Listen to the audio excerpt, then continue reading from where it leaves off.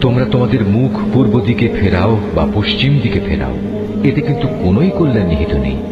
আসল নেকি হচ্ছে একজন মানুষ আল্লাহর উপর ঈমান আনবে, পরকালের উপর ঈমান আনবে ফেরেশতাদের উপর, আল্লাহর কিতাবের উপর, কিতাবের বাহক নবী রাসূলদের উপর, এবং আল্লাহর দেয়া মাল সম্পদ তাঁরই ভালোবাসা পাবার মানুষে আত্মীয় স্বজন, এতিম মিসকিন ও পথিক মুসাফিরের জন্য ব্যয় করবে। সাহায্য প্রার্থী দুস্থ মানুষ, সর্বোপরি মানুষদের কয়েদ ও দাসত্বের বন্দী দশা থেকে মুক্ত করার কাজে অর্থ ব্যয় করবে, নামাজ প্রতিষ্ঠা করবে, দারিদ্র্য বিমোচনের জন্য যাকাত আদায় করবে। তাছাড়াও রয়েছে সেসব পুণ্যবান মানুষ যারা প্রতিশ্রুতি দিলে তা পালন করে, ক্ষুধা দারিদ্র্যের সময় ও দুর্দিনে ধৈর্য ধারণ করে।